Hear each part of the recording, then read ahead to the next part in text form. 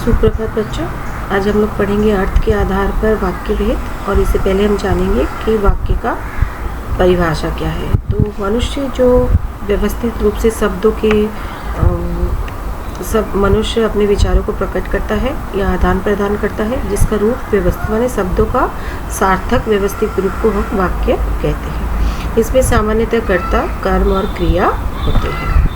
और वाक्य के आधार पर और रचना के आधार पर वाक्य के दो भेद हैं, लेकिन यहाँ हम पढ़ेंगे अर्थ के आधार पर वाक्य भेद, जो कि 8 प्रकार के होते हैं। विधानवाचक वाक्य, निषेधवाचक वाक्य, संदेहवाचक, संकेतवाचक, इच्छावाचक, आज्ञावाचक, प्रश्नवाचक और विस्मयवाचक वाक्य। पहले हम जानेंगे विस्तार से विधानवाचक वाक्य के विषय में।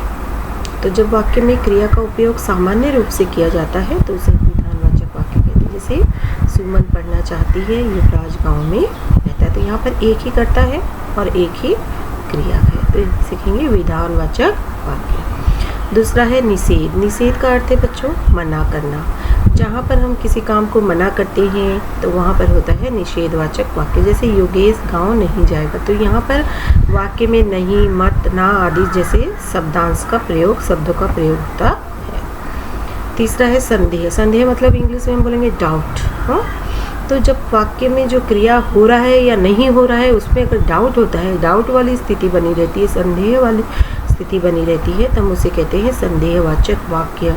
यहाँ पर ध्यान देने वाली बात है कि आप वाक्य में भूतकाल, संदिग्ध भूतकाल, संभाव्य वर्तमान काल, संदिग्ध वर्तमान काल और संभाव्य भविष्य काल की क्रियाओं का प्रयोग करोगे। ठीक है। संकेतवाचक वाक्य चौथा माने इशारा करना, जहाँ पर एक क्रिया दूसरी क्रिया पर निर्भर होती है, माने वहाँ पर संकेत हो रहा है। जैसे उदाहरण के स्वरूप पर जो मेहनत करेगा वह सफल होगा, तो उसकी सफलता किस पर डिपेंडेंट है, किस पर निर्भर है कि वह अगर मेहनत करेगा। तो यहाँ पर जो, शो आदि, जो, वो, इस तरह के शब्दों का प्रयोग होता है।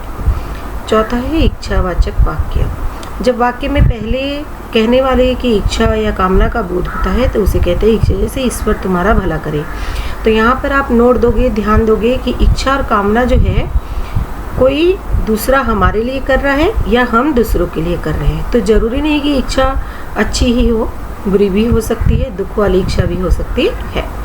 आज्ञावाचक वाक्य माने आदेश देना, या हम किसी को अनुमति देते हैं, जैसे तुम अब बाजार जा सकते हो, कक्षा में चुप बैठो। इस तरह के आज्ञा शब्दों का जब प्रयोग होता है तो उसे कहा जाता है आज्ञावाचक वाक्य।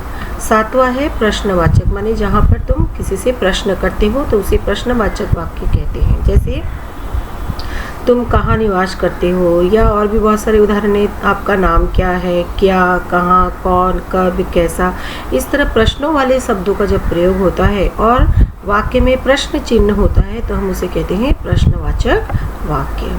अंत और आखिरी है विस्मयवाचक। विस्मय आदि बोधक शब्द जो जहाँ पर प्रयोग होता है उसे विस्मयवाचक वाक्य कहते हैं। जहाँ पर वाक्य में भय, घृणा, हर्ष, शोक, दुख, खेद, कष्ट, आश्चर्य आदि भाव को प्रकट करने वाले शब्द आते हैं तो वहाँ पर विस्मयवाचक वाक्य माना जाता है। जैसे उफ कितनी सर्दी है, अरे वे पास हो गए, इस तरह शब्दों का प्रयोग किया जाता है। तो बच्चों, ये आपके 8 प्रकार के अर्थ के आधार पर वाक्य थे। ध्यान से देखिएगा, आपके परीक्षाओं में वाक्य रूपांतर आएगा, माने विस्मय बोधिक दिया जाएगा, आपको उसको दूसरे वाक्यों में चेंज करना होगा, उसको परिवर्तन लाना होगा, जिसका प्रैक्टिस आप करोगे अपनी ग्रामर की बुक से और दिए भी जाएंगे, उसे आप करोगे। तो बच्चों बहुत बहुत धन्यवाद, आपका दिन शुभ हो।